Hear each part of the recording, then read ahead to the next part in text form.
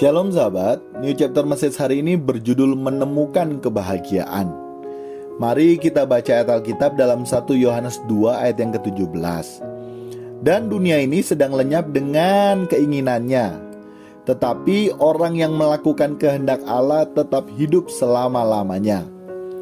Sahabat, bila semua tujuan hidup kita saat ini hanya untuk menemukan kebahagiaan hidup di dunia saat ini, maka bila kita telah menemukan kebahagiaan tersebut, kita akan mencari kebahagiaan hidup dunia yang lainnya.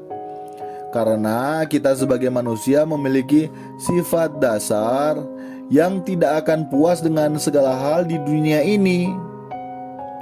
Dunia terus-menerus menawarkan segala keinginan yang tidak akan berhenti hanya pada satu tujuan kebahagiaan. Banyak kita dengar dan temui saat seseorang belum menikah ditanya kapan menikah. Ketika saat seseorang sudah menikah, ditanya lagi kapan punya anak. Dan di saat sudah punya anak ditanya lagi kapan mau tambah lagi anak. Ada juga yang bertanya pada seseorang yang belum bekerja ditanya kapan kamu bekerja. Setelah seseorang tersebut sudah bekerja ditanya lagi jabatannya apa di pekerjaan. Kalau jabatannya masih level di bawah, ditanya terus kapan naik jabatan. Saat belum punya kendaraan dan hanya naik mobil penumpang, saat pergi ke tempat kerja ditanya lagi kapan punya motor. Setelah ada motor, kapan punya mobil. Setelah punya mobil, kapan punya rumah. Dan di saat rumah kamu masih kecil, kapan mau renovasi. Dan seterusnya, tidak akan pernah berhenti. Dan hal tersebut dianggap wajar hidup, karena masih menganggap dunia ini adalah sumber kebahagiaan hidup ini.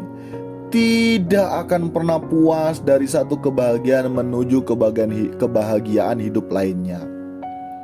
Saat kita belum menemukan yang namanya kebahagiaan hidup kita, maka kita akan terus-menerus mengejar untuk memperoleh kebahagiaan tersebut.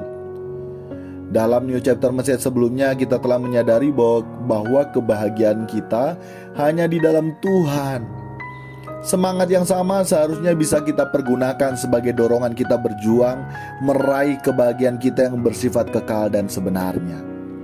Seseorang tidak akan dapat mengejar kebahagiaan yang bersifat kekal bila masih terikat dengan berbagai kesenangan dunia dan tidak berkarakter seperti Yesus Kristus.